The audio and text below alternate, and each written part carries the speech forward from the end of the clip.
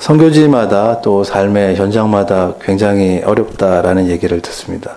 그렇지만 그럴수록 우리가 루터가 얘기했던 비텐베르크, 내가 비텐베르크 산에 맥주를 마시고 있을지라도, 이 얘기는 여유를 부리고 있을지라도 혹은 쉬고 있을지라도 하나님의 나라는 제 갈 길로 가고 있다. 그 말씀을 깊이 우리의 영혼에 새길 필요가 있지 않나라는 생각이 듭니다. 전 바둑을 굉장히 좋아합니다. 그 바둑의 고수는요, 그 좌상 귀를 다 내줍니다. 실리를 다 줘요. 그러면 이제 그 하수 편에서는요, 아싸, 내 길을 내가 다 차지했으니까 이건 이겼다 생각하지만 엄청난 착각입니다. 하나님이 마찬가지예요. 여러분 보시면 소위 말해서 사신신학이 이야기하는 하나님은 없다. 그렇죠? 그렇게 얘기할 때라도 하나님은 그 전체 형세를 보시는 것입니다. 전체 판도를 보시는 거죠. 그래서 뭐 아프리카에서 뭐 주의 백성들이 뭐 참수를 당하고 뭐 어디서 뭐 테러를 일으키는데 그 테러의 대상이 기독교인이고, 그냥 과연 하나님이 어디 계신가, 하나님의 보호막이 뚫렸는가, 뭐 이런 얘기가 나옵니다. 비유컨대 자산기를 다 내준 거예요. 변까지 다 준 겁니다. 그럼 결국에는 중앙에서 이제 얼마큼 집을 내느냐가 문제인데요. 하나님은 정확한 수일기로 아주 몇백 수를 내다보면서 그래, 가져. 그렇지만 결국에는 하나님의 승리로 궁극적으로 이끌어가는, 그것이 결국에는 요한계시록의 메시지입니다. 그렇죠? 하나님의 도성은 무너지지 않았다. 아무리 이 땅의 도성이 유혹하고 득세할지라도 그 세상의 도성에 무릎 꿇지 말아라. 왜요? 하나님의 나라는 여전히 흔들리지 않고 하나님의 통치가 그 어린 양의 손에 있다라는 것입니다. 그러니까 이 루터가 그것을 통찰한 거죠. 내가 비텐베르크 산에 맥주를 마실지라도. 제가 루터를 무지 좋아합니다. 이마트를 갔는데 맥주 진열대가 딱 있어요. 야, 비텐베르크 산이 어딨어? 야, 루터가 그렇게 좋아하는 찾아봤는데 없어요. 아쉬워요 하니까 저희 아내가 그러더라고요. 그 비텐베르크 사는 지역 이름이니까 맥주 이름은 아니겠지. 저희 아내가 똑똑한 얘기를 하더라고요. 그렇지. 참 아쉬웠습니다. 근데 아무튼 그 비텐베르크 산에 맥주를 마실지라도 하나님의 나라는, 하나님의 말씀은 원래의 그 트랙을 향하여 힘차게 지금도 전진하고 있다. 그 마음에 여러분들 새기셔야 됩니다. 그렇다면 여기에서 결국 우리가 해야만 하는, 우리의 몫으로 남겨진 것들이 결국에는 문제로 남는다는 것들을 우리가 이렇게 예민하게, 그렇죠? 우리가 감지할 수 있어야 됩니다. 결국 하나님의 말씀은 하나님이 영광을 받기에 합당한 쪽으로 그 말씀이, 그 나라가 제 갈 길로 지금도 힘차게 전진해 가고 있다면 결국 문제는 우리입니다. 과연 우리가 그 하나님의 말씀이 정한 그 방향에 우리가 서 있는가? 그렇죠? 우리가 임의로 우리의 삶의 방향들을 내 눈에 보기에 좋은 곳으로 지금 뿌리 내리고 있지 않은가? 오히려 하나님의 말씀에 반하는 쪽으로 방향을 잡고 서 있지 않는가? 맨 처음에 그 하나님이 처음으로 도전했던 질문이 내가 어디에 서 있느냐라는 질문입니다. 그래서 이것이 굉장히 중요합니다. 그래서 여전히 지금도 하나님이 과연 살아계시는가라고 하는 물음에 있어서 이 세상이 악으로 득세하는 이 세상 속에서 여전히 하나님을 생생하게 경험하는 이 세상에 흩어져 있는 하나님의 백성들의 무리들이 분명히 존재합니다. 그리고 제가 선교지를 갈 때마다 그런 분들을 만납니다. 그러면요, 그런 분들은 마치 얼굴과 얼굴이 대면하여 마치 보고 온 것처럼 얘기를 해요. 그러면 굉장히 충격을 받죠. 아, 저 사람은 정말 하나님과 대화하면서 마치 살아가는구나.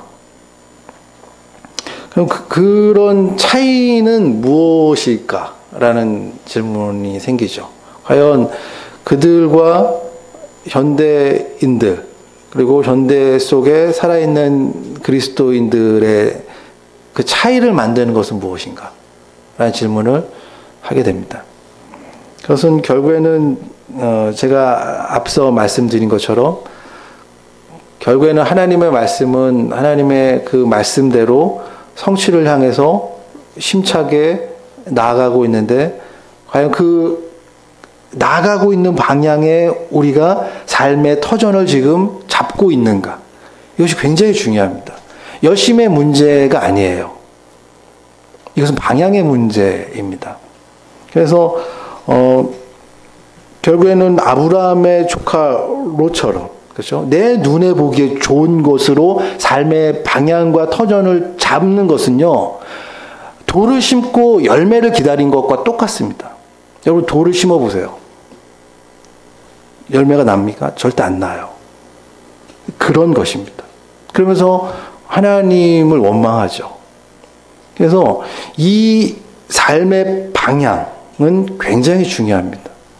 결국 하나님은 여전히 지금도 살아서 은밀한 중에, 그렇죠? 하나님의 나라가 힘차게 지금도 그 하나님의 나라를 완성해 가고 있는데 결국 우리가 그것을 경험하지 못한다면 그 문제를 고민하셔야 됩니다. 하나님의 말씀이 일러준 그 본연의 트랙을 따라서 지금도 가고 있는 그 자리에 우리가 서 있는가라는 물음이 굉장히 중요합니다. 그래서 오늘은 그 하나님의 인도하심의 방식을 우리가 좀 깊게 이해할 필요가 있을 것 같고요. 그것에 대해서 같이 말씀을 나누고 싶습니다. 그리고 하나님께서는 우리의 생애를 굉장히 주도 면밀하게 온전히 인도를 하시는데요. 로마서 8장에서는 그 말씀을 모든 것을 협력해서 선으로 인도하신다라는 이야기를 합니다. 그러니까 여러분들이 경험하는 사건, 사고, 그 다음에 만남, 그것이 내가 보기에, 느끼기에 긍정적이건 부정적이건 그 모든 것들이 손에 손을 잡고 결국에는 그 선을 일구어낸다. 엄청난 것이죠, 그렇죠?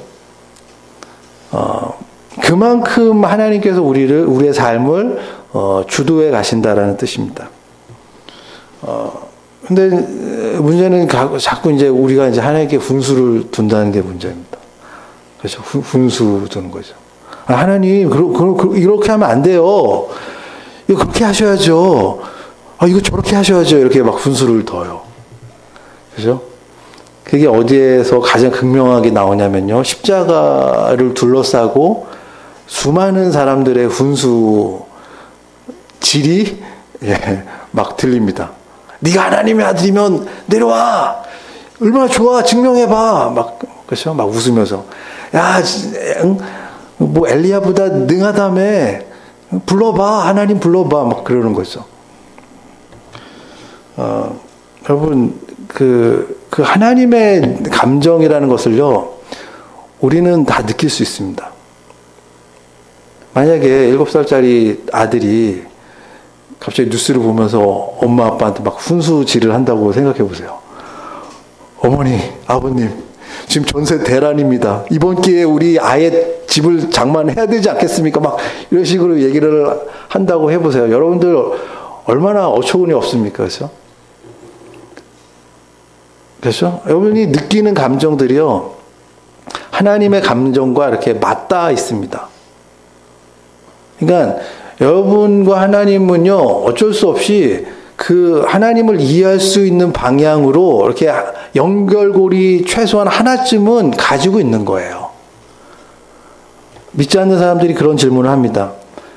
하나님이 이 세상을 창조하지 않았다면 결국에는 뭐 악의 문제도 결국에는 없을 텐데 왜 하나님이 이 세상을 만들어가지고 이 지경 이 모양 이 꼴이냐. 여러분들 그러면 그거에 대해서 어떻게 답변을 할 수 있습니까? 우리가 알 수는 없지만 헤아릴 수 있는 연결고리를 하나님과 우리 사이에 가지고 있다니까요. 소위 말해서 놀이라고 하는 것이 그렇습니다. 저는요, 옛날에 여름에요, 전봇대에 전기줄이 있습니다. 그럼 전기줄이 그늘로 이렇게 그늘져요. 그러면요, 그 전기줄 따라 집까지 가기. 그럼 그렇게 가는 거예요. 여러분 다 해보셨습니까? 저만 한 것 같은데 모르세요? 그럼 장애물 있잖아요. 이 장애물을 어떻게 극복할까? 그래서 막 장애물 그래가지고 결국에는 저만 합니까? 그런 게임이 있어. 그런 놀이를 제가 만들었어요. 야, 놀이라고 하는 게 그런 것이에요. 놀이는요, 본인이 그냥 정하는 것입니다. 룰이요, 따로 필요하지 않아요. 본인이 정하는 룰이 있습니다. 전 잔디밭에 있으면요, 그냥 잔디밭에 있으면요, 어릴 때는요, 그냥 막 뒹굴었어요. 야, 승영아, 뒹굴면 안 돼. 엄마가 막 얘기하는데요, 그냥 뒹굴고 싶어요. 왜 뒹구냐? 이유가 없습니다. 여러분, 게임이란 게 그렇잖아요. 그죠? 그냥 게임이라고 하는 것은요, 그냥 내가 그냥 하고 싶은 거예요. 그러니까 여러분, 하나님의 창조를, 물론 이제 신학적으로 설명할 수 있습니다. 하나님의 영광을 위해서. 그렇지만, 일단은 그런 신학적인 지식이 없다 할지라도, 여러분들이 하나님을 온전히 알 수는 없지만, 그분을 헤아려 알 수 있는 최소한의 가느다란 그 연결고리가 여러분들의 정서, 여러분들이 느끼는 정서 속에 있습니다. 만약에 여러분들이 좋아하는 것들을 하고 있는데 갑자기 놀이를 하고 있는데 갑자기 어떤 누군가가 밑도 끝도 없이 너 그거 하지 마 하면 여러분 기분 좋습니까? 나쁩니까? 기분 엄청 나쁘죠. 근데 하나님이 그런 느낌인 거죠. 여러분, 너희가 판단을 너희가 헤아리는 그 헤아림으로 너희가 헤아림을 받을 것이다라는 얘기가 있습니다. 거기서의 그 대상은요, 꼭 사람이 아닐 수도 있다는 생각을 해보셨습니까? 하나님을 거기에 대입해도요, 정확하게, 가능합니다. 우리 한번 마태복음을 한번 찾아보시죠.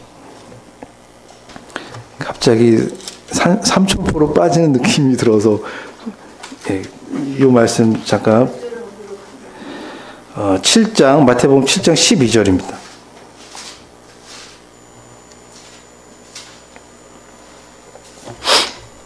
마태복음 7장 12절을 제가 한번 받들어 읽도록 하겠습니다. 그러므로 무엇이든지 남에게 대접을 받고자 하는 대로 너희도 남을 대접하라. 이것이 율법이요 선지자이니라. 여기서 남이라고 이야기되어지는 그 3인칭 대상을 굳이 사람으로만 적용할 필요는 없습니다. 하나님도 동일하게 적용이 돼요. 한번 그러면 그렇게 대입을 해서 한번 읽어보겠습니다. 누구든지 하나님께 대접을 받고자 하는 대로 너희도 하나님을 대접하라. 이거예요. 그렇잖아요. 여러분 놀이를 하는데 누가 시비를 걸면 여러분 기분 나쁘죠. 뭘 만들고 있는데 누가 만들라고 하지도 않는데 만드는데 이제 시비 걸면 기분 나쁘잖아요. 그렇죠? 그 감정이 하나님이 느끼는 감정일 수 있습니다. 정확하게. 그러니까 하나님께 여러분들이 대접을 받으려면 하나님한테도 당연히 우리가 대접을 해야 되지 않습니까? 그거는 인격과 인격이 부딪히면서 교제할 때에 당연한 거예요. 그렇잖아요. 근데 하나님은 분수를 해도 잠잠하십니다. 여러분들의 머리카락 숫자를 아시는 분 모르시잖아요.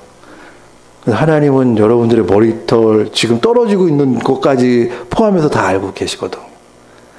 얼마나 우리에 대해서 많이 아십니까? 우리가요, 우리에 대해서 많이 몰라요. 어떤 목사님이 그런 설교를 하시더라고요. 세상에서 가장 만나기 어려운 분이 누군지 아십니까? 하나님이 아니래요. 하나님은 늘 우리를 만나고 싶어서 팔 벌려 기다리신대요.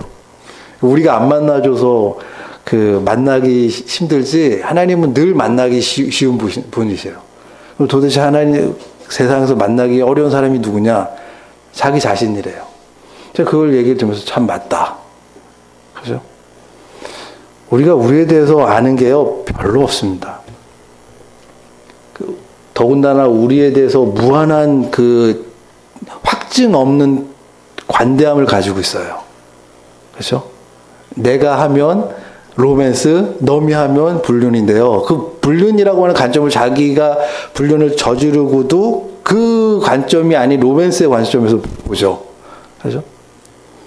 우리가 좋고 나쁘고 그것을 마침표를 찍으려고 하는, 그렇죠? 그 주체가 돼가지고 자신에 대해서는 한없이 관대한 쪽으로 사고가 흘러갑니다. 그러니까 더욱더 우리 자신을 정확하게 볼 수 있는 기회는 거의 없습니다. 근데 문제는 그런 우리가 우리의 삶을 뭔가 책임지려고 한다는 게 문제입니다. 그리고 뭔가 내 뜻대로 되지 않았을 때 하나님께 훈수를 두려고 하는 것이죠. 그래서 결국에는 하나님의 말씀 속에서 내 자신을 발견한 사람은요, 내 안에서 사람의 본질을 보게 되고요, 그 사람이 모여서 형성한 그 세상의 본질을 보게 되고, 그 속에서 하나님의 위대함을 발견하게 됩니다. 야, 정말로 이기적인 그 인간이 만들어낸 어떤 그 시대 정신 속에서 결국에는 하나님의 사람들을 만들어내고, 결국에는 하나님을 믿는 무리들을 형성해 가는 이 하나님의 기가 막힌, 그렇죠? 능력, 이런 것들을 결국에는 우리의 고집스러움과 또 우리 속에서 통찰된 인간의 본질들을 꿰뚫어 보면서, 그렇죠? 하나님의 능력들을 보게 되고, 하나님의 인도하심이 얼마나 세밀한지, 그리고 궁극적으로는 우리의 생애를 결국에는 의탁할 만한 분이 나를 부르신 그 하나님이구나라고 하는 결론에 도달할 수 있습니다. 그 여정은요, 그렇게 쉽지 않아요. 어떤 공식으로 이야기될 수 있는 것이 아니기 때문에 우리가 끊임없이 하나님의 말씀을 듣는 자리에 있어야 되고, 또 그 말씀을 붙잡고 기도하면서 궁극적으로 궁구해야 됩니다. 그래서 오늘 하나님의 인도하심의 방식을 좀 이야기하려고 하는데요. 예전에 몇 번 제 에피소드를 나눈 것들을 기반으로 그것들이 무슨 의미인지를 좀 살펴보려고 합니다. 제가 성남에서 사역을 했을 때에 그때 70만 원을 받았습니다. 맨날 30만 원 받고 20만 원 받다가 70만 원 받는데 그 돈이 얼마나 큰지 모릅니다. 그래서 70만 원 받는데 생활은 늘 안 되죠. 그래서 저희 아내가 좀 일을 했고요. 근데 어느 날은 집에 왔는데 아내가 쌀이 떨어졌다고 얘기를 합니다. 밥이 없다고 얘기하면 밥을 하면 되는데 쌀이 없다는 얘기는 이제 진짜 쌀이 없는 거예요. 근데 뭐 이것저것 다 쓰고 이제 돈이 없다고 아내가 얘기를 하죠. 그래서 이걸 어떻게 해야 되나. 뭐 한두 번 있었던 일은 아니지만 뭐 좀 걱정이 되더라고요. 그래서 기도를 했습니다. 기도를 하고 기다리고 있는데 며칠 후에 한 4일인가 5일 후에 교회에서 전화가 왔습니다. 화요일 날 전화를 받았는데 수요일 날 예배의 설교를 목사님이 하라고 지시를 했다고 얘기를 하시다가 지시를. 그래서 기분이 안 좋은 거예요. 아유, 하루 전날 뭐 실력 테스트하는 것도 아니고 기분이 안 좋았습니다. 고민하다가 결국은 하기로 했어요. 그리고 설교를 했습니다. 설교하고 난 다음에 그 다음날 바로 교회에서 전화가 왔어요. 어떤 권사님이 여의도 순복음교회에 몇 시까지 그때 제 기억으로는 아마 1시였습니다. 1시까지 만나기를 원하십니다. 이렇게 연락이 왔대요. 고민을 했죠. 이분이 도대체 나는 여의도 순복음교회 아는 분이 없는데. 근데 이제 나중에 알고 보니까 그분이 이제 그 수요일 날 원래 본교회는 여의도 순복음교회인데 집은 저희 교회 근처였던 거예요. 근데 수요일 날 너무 머니까 이제 성남에 무슨 교회 왔는데 제가 설교를 하고 있었던 거죠. 그리고 이제 그때 이제 뭐에 은혜를 받았는지 와달라는 전화를 받았습니다. 갔죠. 갔는데 그때 제 기억으로 2006년도에 릭 워렌이라고 하는 그 목사님이 자신들의 동역자와 함께 그때 아마 여의도 순복음교회에서 무슨 세미나를 했었습니다. 근데 그런 것들을 이제 다 챙겨주면서 이제 뭔가 봉투를 주시는데요.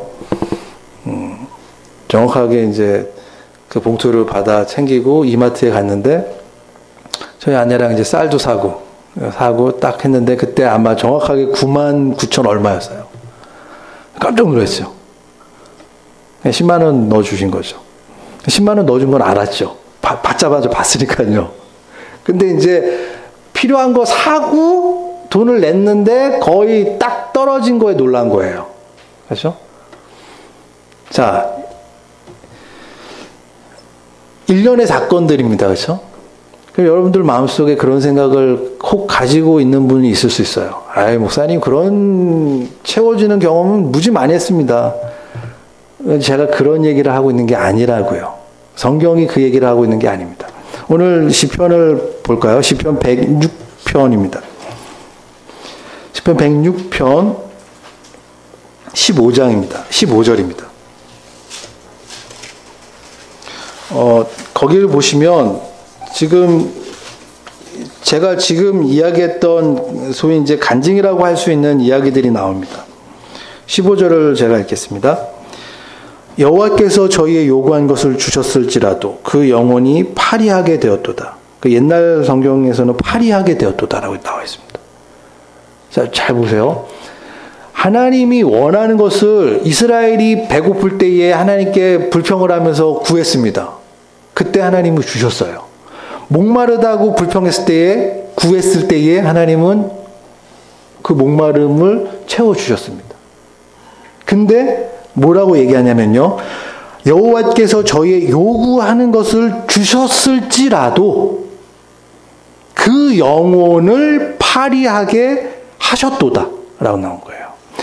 그 8절부터 보시면요. 그러나 여호와께서 자기 이름을 위하여 저희를 구원하셨으니 그 큰 능력을 알게 하려 하심이로다. 이에 홍해를 꾸짖으시니 곧 마름에 저희를 인도하여 바다 가운데로 지나감과 같게 하사 저희를 그 미워하는 자의 손에서 구원하시며 그 원수의 손에서 구속하셨다. 12절 보세요. 이에 저희가 그 말씀을 믿고 그 찬송을 불렀도다. 출애굽기에 보시면요. 그들이 큰 소리로 찬양을 부르면서 나왔습니다. 얼마나 기뻤겠어요, 여러분. 그렇죠?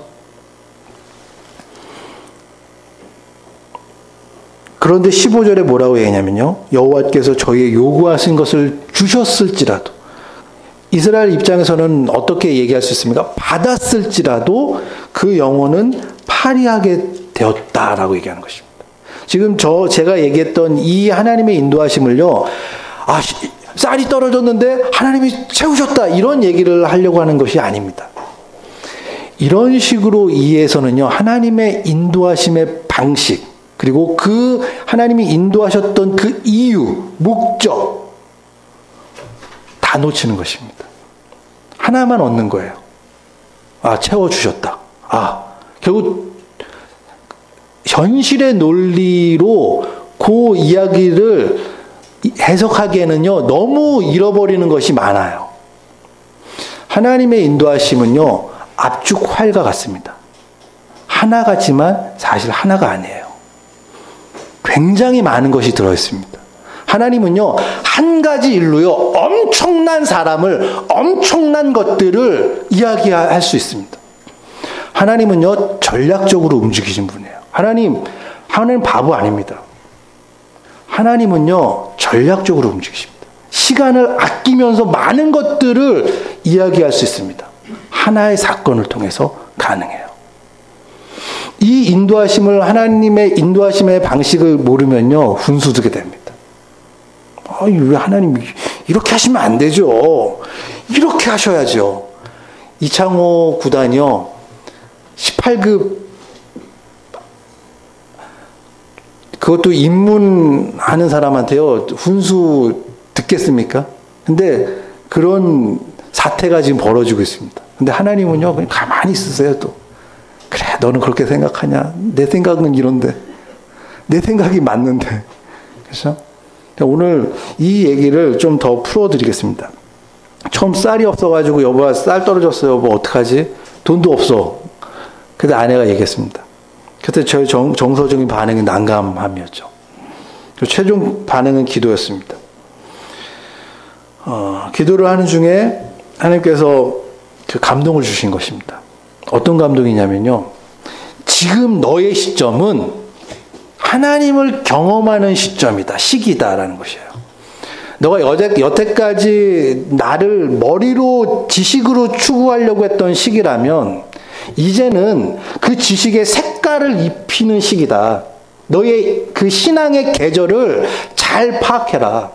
지금의 너의 신앙의 계절은 너희가 그렇게 추구했던, 너가 정말 목말라서 끊임없이 지식으로 나를 추구하려고 했던 그 지식에 내가 흙으로 사람을 짓고 난 다음에 생기를 불어넣은 것처럼 너희의 죽은 지식에 내가 이제는 생기를 불어넣은 시기다. 책으로 접근하지 말고 나를 믿음으로 이제는 너가 나를 만날 시기다 라고 하는 감동을 주셨습니다. 인생의 계절이 있는 것처럼요. 신앙의 계절이 있습니다. 저는 그 계절을 감지하지 못했습니다. 제가 기도했을 때 하나님께서 그 감동을 주시더라고요. 이제는 좀 뭔가 하나님을 경험해야 되는 시기가 왔구나. 그래서 기도를 했습니다. 이거는 기도로 뚫어야겠다. 그래서 여러 가지 가능성들이 있었겠죠. 일단 저희가 자주 썼던 방식.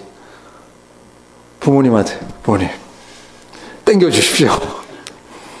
갚겠습니다. 일단 땡겨주십시오. 제가 나중에 갚겠습니다. 이런 방법이 있었겠죠. 근데 또 다른 방법은 카드 돌려막기겠죠? 다 해보셨잖아요. 두 가지 방법이 있었습니다. 근데 기도할 때 하나님께서 그런 감동을 주신 거예요. 그 신앙의 계절은 이제는 너가 믿음을 걸고 나를 생생한 방식으로 경험할 때다. 그래서 마음을 딱 확정했습니다. 그리고 기도를 했죠. 그러고 난 다음에 며칠 후에 4일인가 5일 후에 전화가 왔는데 그것도 화요일 날 온 거예요. 수요일 날 설교를 지시하셨다. 왜 지시했다는 표현을 썼는지 모르겠습니다. 그때 저의 정서적인 반응은 주저주저함이었습니다. 이거 날 시험하나. 최소한 부목사님 시킬 때도 일주일 전에 시켜주시는데 제가 그 전에 제 프로필 얘기 드렸죠. 4명, 5명 가지고 설교했던 그 엄청난 몇천 명 되는 몇천 명이 아니죠. 1000명 되는 규모의 그죠? 수요일 날 설교를 하려고 하니 그것도 그 다음 날, 그 전날 황당하죠. 기도했습니다. 그런데 하나님께서 고라는 감동이 있어서 다시 교회에 드렸죠. 하겠습니다. 여기서 이제 하나님의 개입이 뭐였냐면요. 뭔가 사건을 일으키신 거죠. 뭔가 기회를 주신 것입니다. 그 여러 가지 가능성이 있습니다. 어리석은 수줍음과 두려움 때문에 만일 노했었더라면, 그렇죠? 설교 전날이 됐습니다. 전날이 되니까 전날이 어떤 날인 줄 아시죠? 요청을 받은 날입니다. 받은 밤이죠. 기도를 하는데 막 떨리는 거예요. 이거 내가 잘할 수 있을까? 도대체 뭘 해야 되지? 떨렸습니다. 근데 하나님께서 그 기도할 때 그런 감동을 주셨습니다. 머리에다가 향하여 설교하지 말고 영혼의 심령에 대고 이야기하라. 설교의 내용과 설교의 그 메시지를 얘기하지 않고요. 설교의 방식에 대한 감동을 주시는 거예요. 머리에다가 향하여 메시지를 던지지 말고 영혼들의 심령을 향하여 속삭이듯 나의 말을 증거하라. 뭐 그냥 그런 기도하는데 그런 감동이 오는 거예요. 그래서 아 그렇구나. 그러면서 이제 그거를 이제 계속 마음에 묵상을 했습니다. 그리고 이제 설교 당일날 하나님께서 기도 중에 감동을 주시는 대로 마음에 대고 속삭이듯 이게 도대체 뭘까? 그래서 일단은 목소리 톤을 좀 조근조근했어요. 속삭이라고 했으니까 문자 그대로 조근조근 얘기를 하면서 되도록 이성적 논리에 근거해서 설교하는 게 아니라 마치 이야기하듯. 사실 그때 그 설교는 지금은 제가 이런 설교가 굉장히 익숙하지만요. 그때 굉장히 어색했어요. 딱 논리적으로 딱 악구를 딱 맞추는 거예요. 자, 논리는 여기서 빵 터뜨려주고 반전을 딱 해주고 그렇죠? 제 나름대로 일종의 조작을 한 거죠. 메시지를 딱 기가 막히게 마치 그렇죠? 그럴듯하게 요리를 한 것입니다. 그러다 보니까 사람들이 헷갈리죠. 논리로 접근하니까 헷갈리는데 이번에는 방법을 바꿨습니다. 그래서 제가 하면서도요, 이거 횡설수설하는 거 아닌가? 그랬어요. 그렇지만 아무튼 영혼에다가 대고 얘기하듯 했습니다. 그러니까 막 괜히 울컥하는 거예요. 그래서 막 울기도 했어요. 그때 생각하면 쨍쨍 죽겠어요. 막 우리 청년들이 잘 먹고 잘 살기를 원합니다. 그렇지만 잘 먹고 잘 살면 뭐합니까? 그러면서 막 괜히 그냥 북받쳐가지고 막 울었어요. 막 찔찔거리면서. 그래서 아무튼 그러다 보니까 설교가 한 50분 설교를 했어요. 야, 죽었다. 그래서 내려왔습니다. 아무튼 내려왔어요. 뭐 엄청나게 많은 사람들 앞에 처음 설교하는 건데 수요 설교인데 그게 얼마나 잘했겠습니까? 뭐 어설프고 뭔가 횡설수설하고 뭐 그렇죠? 여러분 그때 안 만나기를 다행인 줄 아십니다. 그냥 내려왔어요. 내려왔습니다.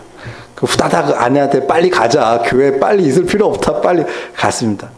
그 다음날 전화 왔어요. 그 전화는 이제 그 간사님한테 전화 왔는데 그 여의도 순복음교회 권사님이 오라는 얘기였죠.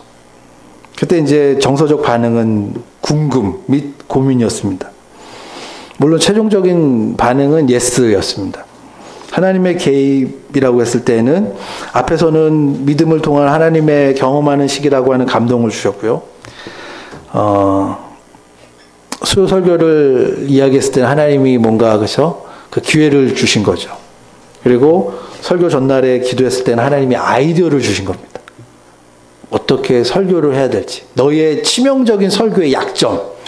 너무 머리를 향해서 성도들은 심령을 가지고 모든 것들은 그 마음에서 그 생명의 근원이 마음에서 난다고 했는데 그래서 자꾸 머리로 접근했던 그거에 대한 하나님의 어떤 훈계 그리고 설교 끝나고 난 다음에 하나님께서 이제 그 권사님의 마음을 그렇죠? 그 감동을 주신 거죠. 여기에서도 이제 여러 가지 가능성이 있었습니다. 제가 그 얘기를 받았을 때에 그때가 여름쯤이었습니다. 수련회를 준비하고 있었기 때문에 제가 뭐 다 초년생인데 모든 게 다 부담이었던 거예요. 뭐 수련회도 저희가 뭐 2-3명이니까 계획이라는 게 따로 없습니다. 근데 막 20명 되는 청년들을 뭐 계획서를 뭐 기획안을 내래요. 기획안이라는 걸 제가 써본 적이 없거든요. 그러니까 다 스트레스인 거예요. 다. 조직의 쓴맛을 이제 봐야 되는데 그냥 너무 버거운 거예요. 근데 갑자기 여의도 딱 오라고 하니까 제가 속에 어떤 생각을 했냐면요. 아니 전화로 하시지. 그래서 제가 간사님한테 전화로 제 전화번호를 가르쳐 달라고 그랬습니다. 근데 전화로 할 게 아니라 직접 만나고 싶다는 거예요. 그러면 제가 얘기했죠. 상담이냐고. 상담은 아닌 것 같아요. 이 권사님 참 까다롭네. 어떻게 나를 알게 됐냐라고 하니까 그때 이제 그 수요 설교 들어서 좀 만나고 싶다 이런 얘기를 하셨다고 합니다.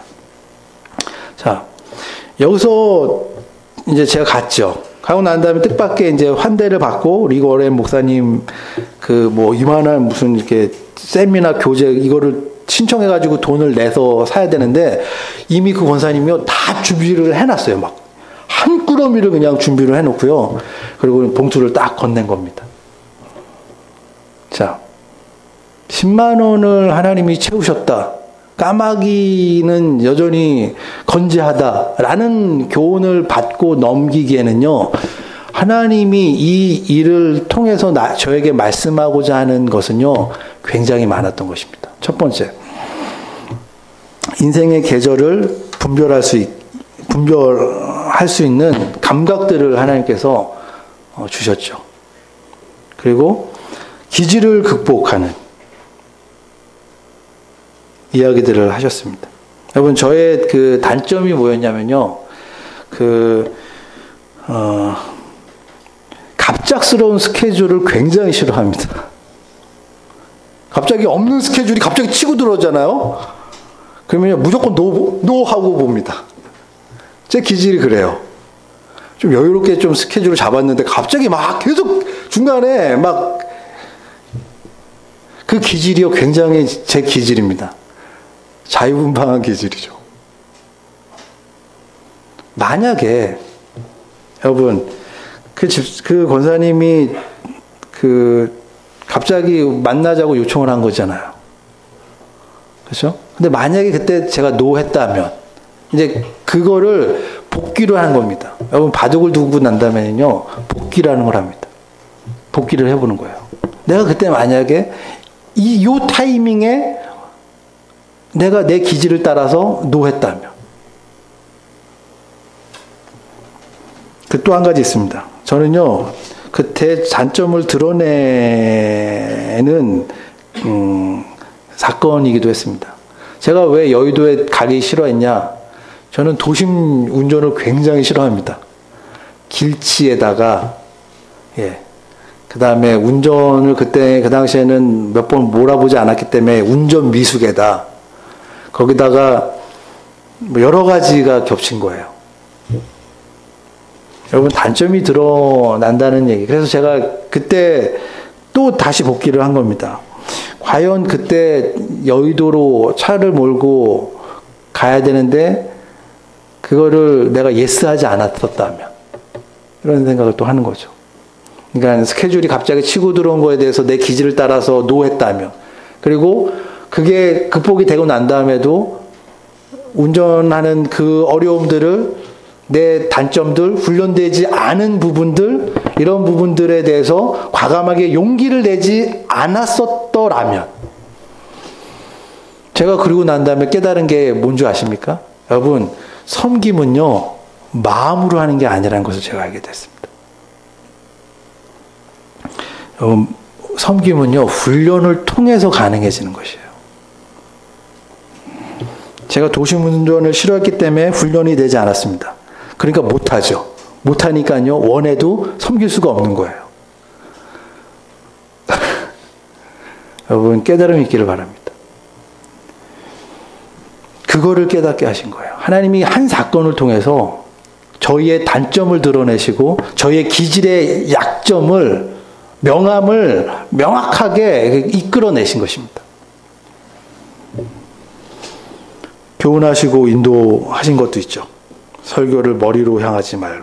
기도 중에 하나님이 주신 교훈입니다. 이 교훈은 지금도 제 심령에 새기고 있습니다. 주옥 같은 말씀 아니십니까? 전 설교학에서도 배운 적이 없습니다. 영혼을 향해서 속삭이듯 나의 메시지를 증거하라. 야, 기가 막힌. 제가 그거를 늘 사람들이요 저한테 놀리지 막 저를 보면요 뭐 횡설수설을 하는 사람 같거든요. 그러니까 저를 마치 머리 없는 사람처럼 생각하는 사람들도 가끔 있어요. 절대 그렇지 않습니다. 보이는 게 전부가 아닙니다. 다만 주님이 저한테 기도 중에 주셨던 이 주옥 같은 교훈을 제 마음속에 새기는 거예요. 사람은 머리로만 사는 것이 아니라 그 인간의 언어로 설명할 수 없는 그 심연이 있다. 그 영혼을 가지고 있다. 그 영혼에 대고 이야기해라. 주옥 같은 얘기를 또 제가 결과적으로 하나님을 경험했습니다. 이건 10만 원이요. 10만 원으로 기뻐했던 게 아니에요. 그것들을 제가 묵상하면서 이 하나의 사건으로 엄청난 많은 것들을 하나님이 저에게, 그렇죠? 이야기하고 싶었던 것입니다. 개떡같이, 물론 하나님이 개떡같이 얘기했다는 얘기는 아닙니다. 개떡같이 얘기해도요, 찰떡같이 받아 듣기를 원하시고요. 그 하나님의 인도하심은 그 하나의 사건이 압축활과 같아서요, 풀면 그게 하나가 아니라니까요. 굉장히 많은 이야기들을 지금 하나님이 저에게 하고 있다는 것을 깨닫게 되었습니다. 여러분, 사람이 새로운 성품들, 온유와 겸손과 인내와 희락과 기쁨이라고 하는 것은요, 이것은요, 성령의 열매인데요, 그냥 떨어지는 것이 아닙니다. 일련의 사건들을 통해서, 그렇죠? 하나님을 경험한 사람만이, 그렇죠? 그 내면에 형성할 수 있는 새로운 성품이에요. 이걸 딱 경험하니까요, 없던 자신감이 생기는 거죠. 야, 하나님이 진짜 나와 함께 하시다니.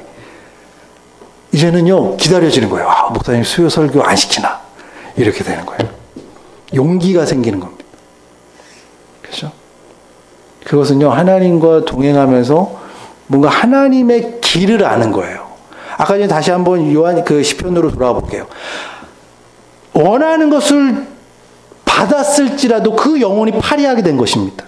왜요? 길을 몰랐던 거예요. 왜 하나님이 그렇게 인도했는지, 왜 출애굽 시켰는지, 왜 출애굽을 하고 가나안 땅으로 직행할 수 있었음에도 불구하고 왜 하나님이 홍해의 우겨쌈을 당하게 하는 그 상황을 만들었는지, 그리고 그 후에라도 홍해의 사건들을 경험하고 난 다음에라도 왜 광야길을 그냥 빨리 거쳐서 약속의 땅으로 진격하지 않고 광야라고 하는 시간들을 돌게 하셨는지, 이 모든 일련의 하나님이 인도하셨던 그 한 점 한 점에 하나님의 의중과 마음을 헤아릴 수 없었던 것입니다.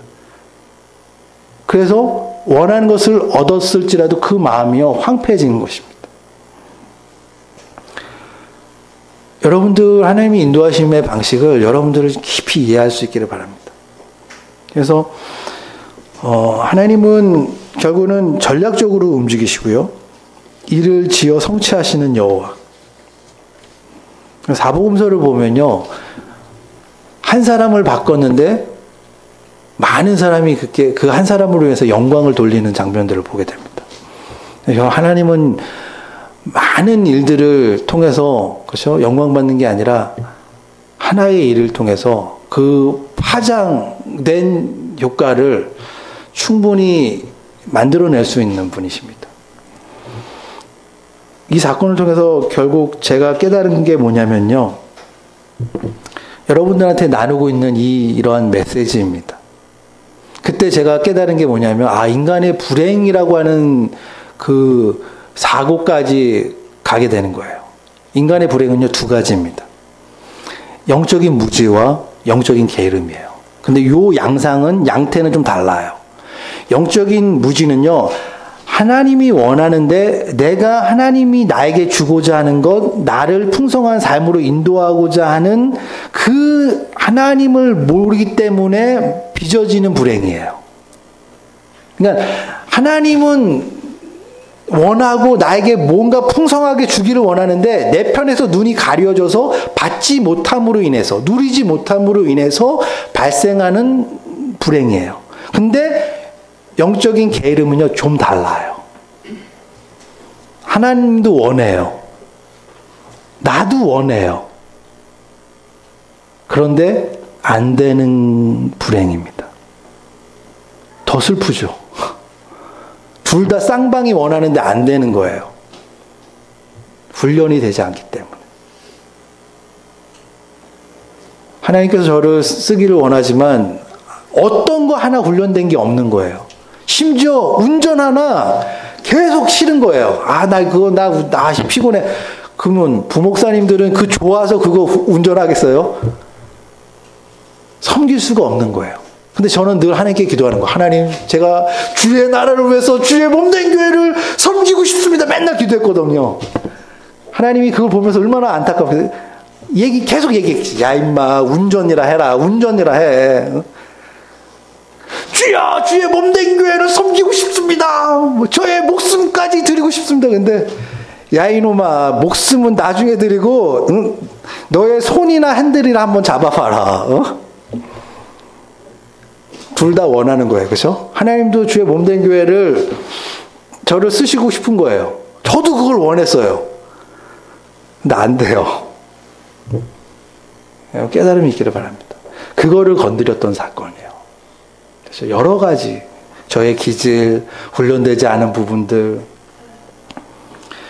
자, 이러한 것들을 여러분들이 이제 이해하셨으면 에베소서를 이제 통해 결론 짓도록 하겠습니다. 에베소서 5장 10절로 17절입니다. 10절부터 제가 읽겠습니다.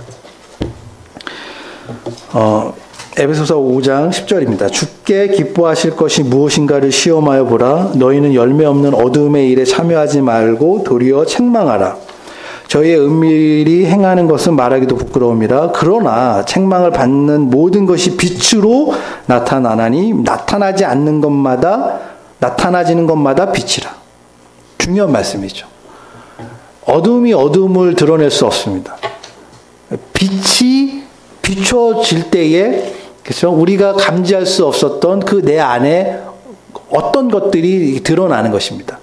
처음에 반환돼 있다가 어두운 동굴에 들어가면요, 처음에는 잘 안 보입니다. 그리고 좀 시간이 지나면 굵직굵직한 형체만 보입니다.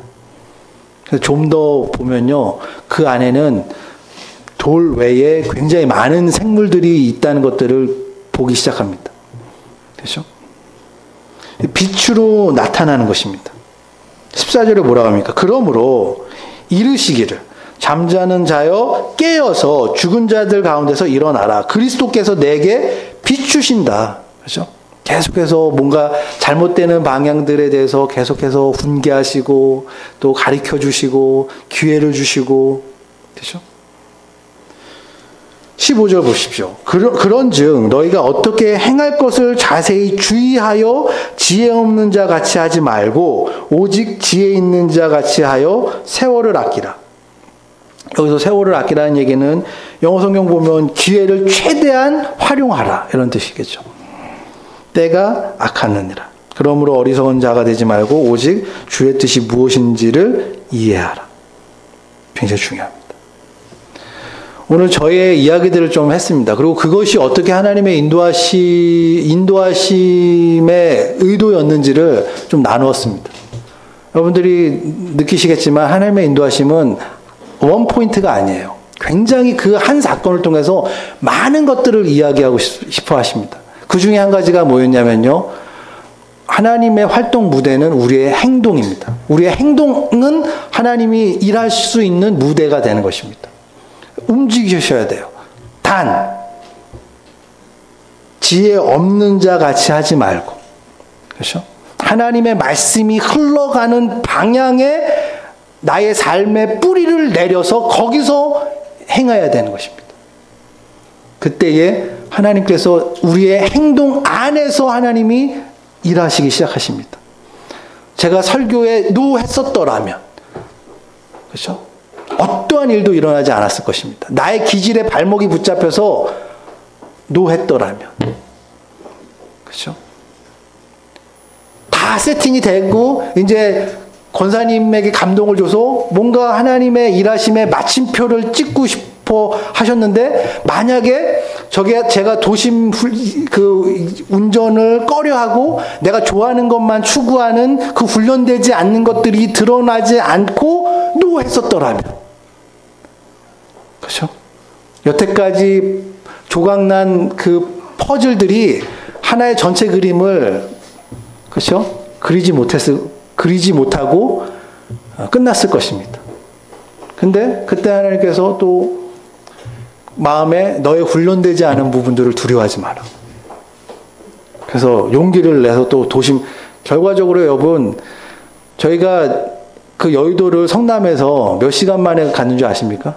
제가 언뜻 3시간 반 만에 갔습니다. 쭉 가는데요.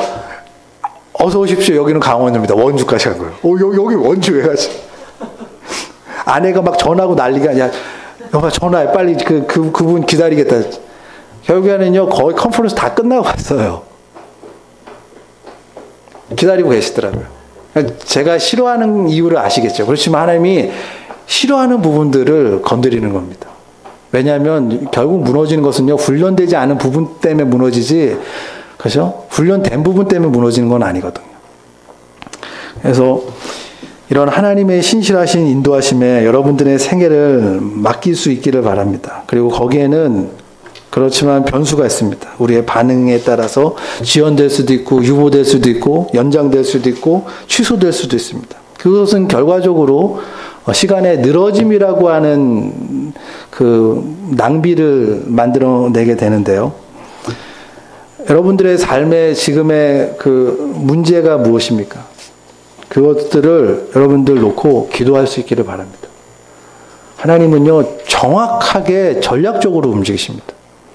그래서 여러분들의 지금 삶의 고민들이 있으면 그거를 기도로 여러분 하나님께 아뢰을 수 있기를 바랍니다. 그리고 그 마음의 감동을 따라서 성경의 가치를 따라서 여러분들이 행동할 수 있기를 바랍니다.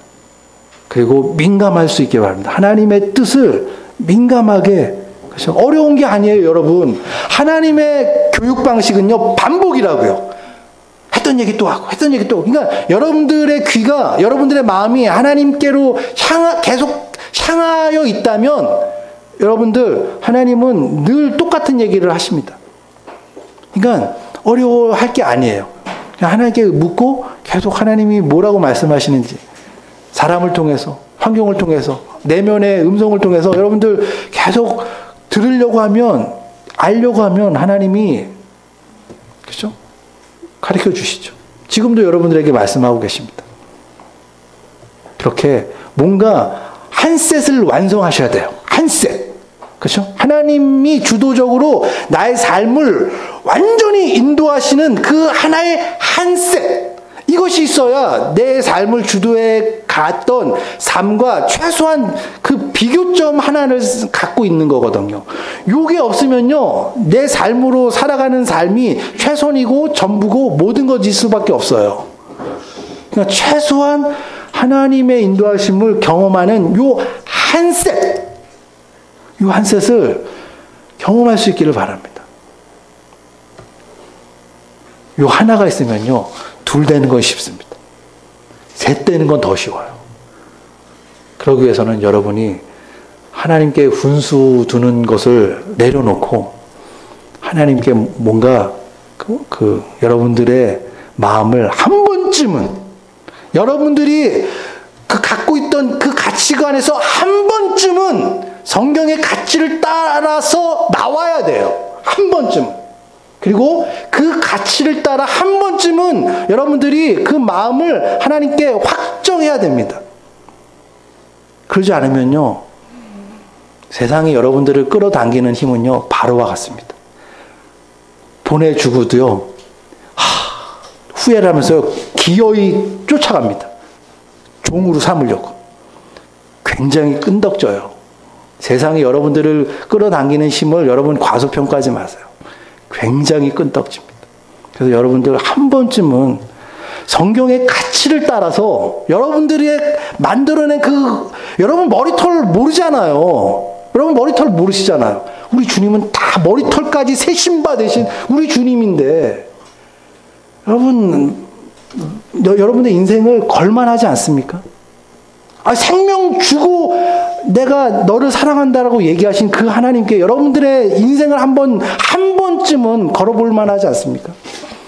한 셋을 만드시기를 바랍니다.